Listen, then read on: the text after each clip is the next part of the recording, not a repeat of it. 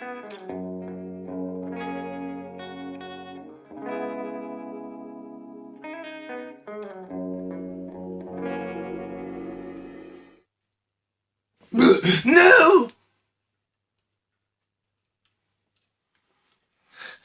Good morning. I just had a terrible dream about my clock girlfriend Margaret being adulterous with another clock. It was horrible. I dreamt I caught her, ticking them off behind the bike sheds. But anyway, on with the show. Part 2 of Charlie KP's for Money.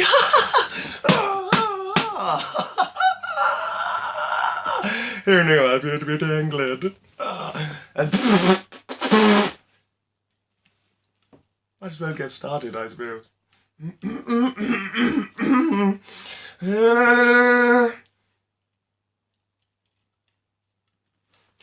When we last saw Charlie Rooney, he was stood outside the public library, contemplating a fiendish plan to defecate in all the books, when a murderous Ollie approached him. Ollie screamed, "Time to die, you silly little!" But before he could finish, Charlie had surgically removed his gallbladder and stuffed sawdust in the gaping wound.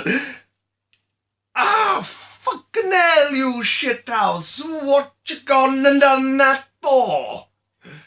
Ollie shouted.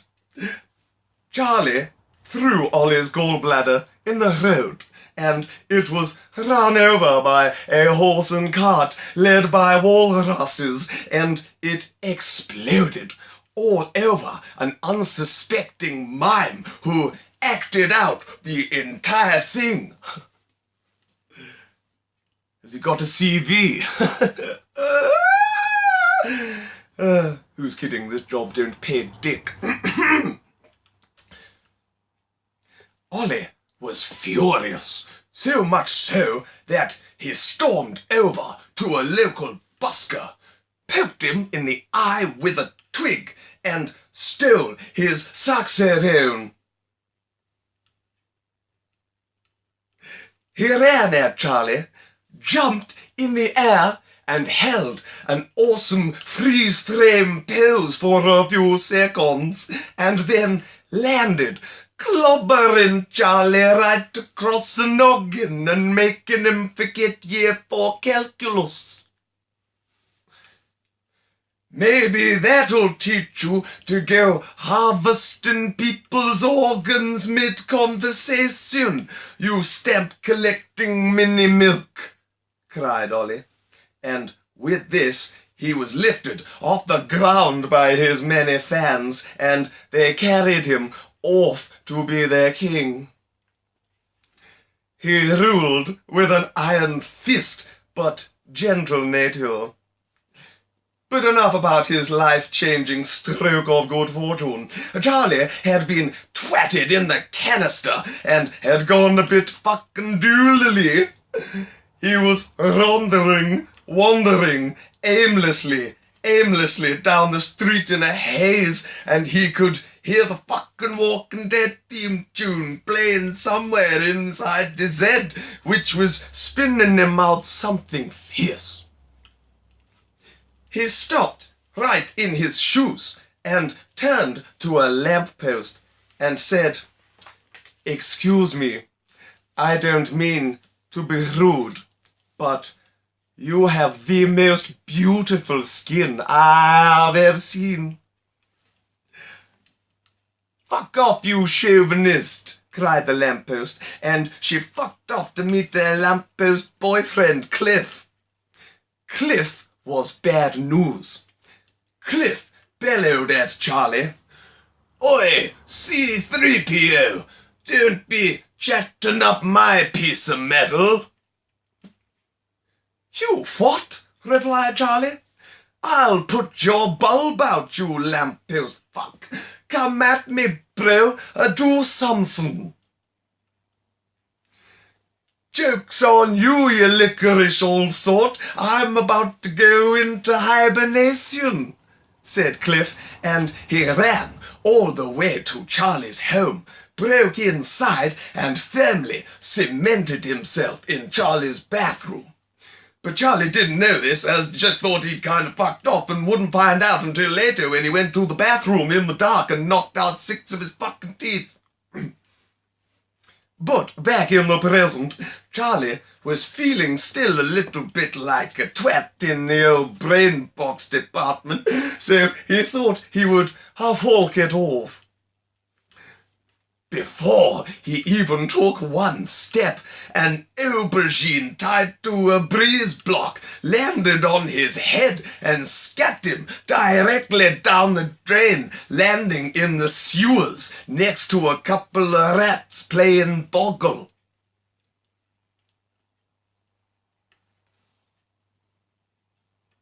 "Sup, dudes," said Charlie to the rats, but these were pretentious rats and didn't associate with the likes of him, so Charlie stepped on their boggle set, told one of them he wasn't ever going to amount to anything, and convinced the other that he would one day find love, knowing that he never would, as he had a self-destructive personality and a ravenous cheese addiction.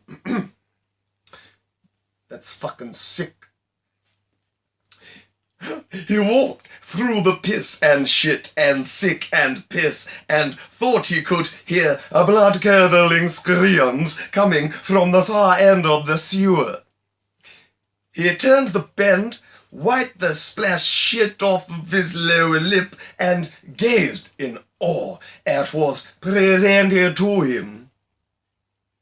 It was a fucking underground sewer fight club with men and women fighting fantasy creatures and shit.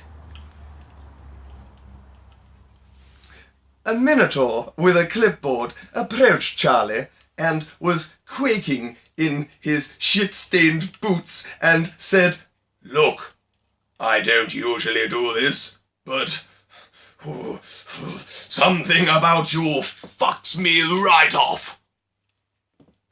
I challenge you, for we shall do fierce, terrifying battle, and I shall urinate on your smoldering ragdoll-like carcass." "Fucking hell, that's some dark shit, bitch," said Charlie. "I didn't come here for a fight. I just got hit in the head with an aubergine block."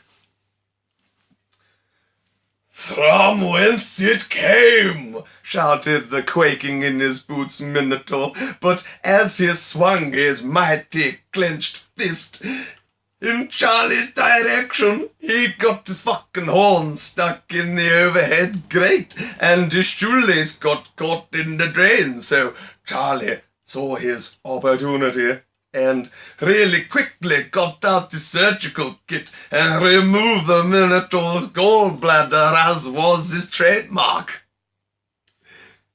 He stuffed the wound with sawdust and left the sewer fight club, leaving the minotaur stuck in a rather humorous position. Charlie climbed out of the sewer, all slippy, slidey-like, as the shit and piss and sick and piss on his shoes had combined, creating a rice pudding-like substance that smelled like hot cross buns and sick. Some woman who had ankles in her neck spotted Charlie and said, "Oi, slut, you're the one that sold me that dodgy advent calendar."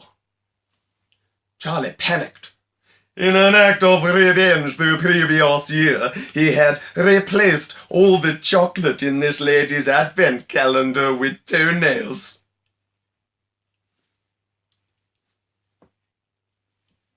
The lady cried, I knew by the time December 17th came around that there was something wrong with this cheesy style honeycomb, as it's got bits of human flesh on it. Charlie couldn't contain himself, and he laughed heartily